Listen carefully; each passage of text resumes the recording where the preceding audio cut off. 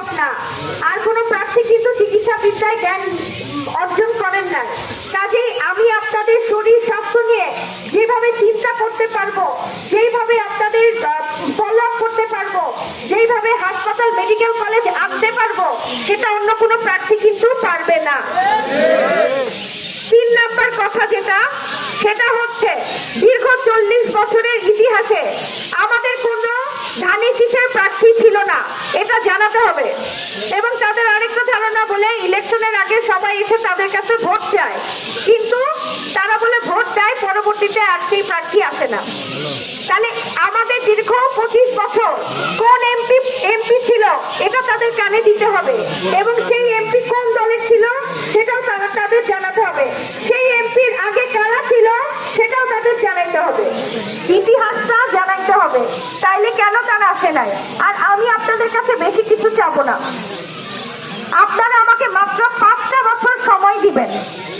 এই 5টা বছরে যদি আপনারা দেখেন আমি শেরপুর সদরে হাসপাতাল, মেডিকেল কলেজ, বিশ্ববিদ্যালয়ের রেল লাইন, সড়ক ব্যবস্থার উন্নয়ন করতে না পারি, যুব সমাজের কর্মসংস্থানের ব্যবস্থা করতে না পারি, কৃষকদের ন্যায্য মূল্যায়ন করতে না পারি, নারী শিশুদের যদি নিরাপত্তা দিতে না পারি, ঠিক আছে, আমাদের নারীরা যে অবহেলিত পড়াশোনা থেকে শুরু করে ঘরে বাইরে সব জায়গায়, তাদের অবস্থার যদি উন্নয়ন করতে না পারি, তাইলে আপনারা আমাকে 5 বছর পর আপনারা আপনাদের সিদ্ধান্ত নেবেন।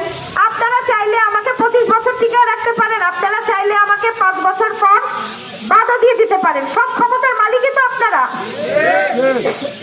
আর আমার কিন্তু প্রধান কাজ এমপি হওয়া না, আমি একজন চিকিৎসক হিসেবে এমনিও কিন্তু মানুষের সমাজ সেবা করতে পারবো ইনশাল্লাহ।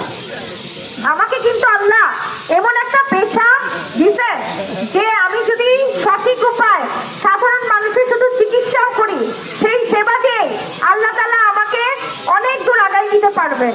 তবে একজন চিকিৎসক হিসেবে এবং দলের ভারপ্রাপ্ত চেয়ারম্যান যেহেতু আমার উপর ভরসা আস্থা রাখতে চান, তার সিদ্ধান্তকে সাধুবাদ জানায়।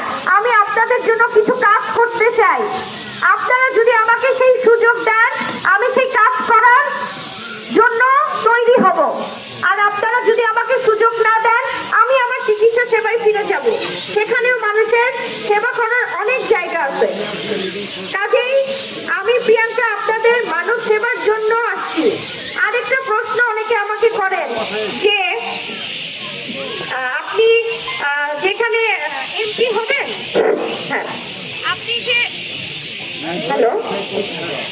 যে এমপি হবেন, তো হচ্ছে যে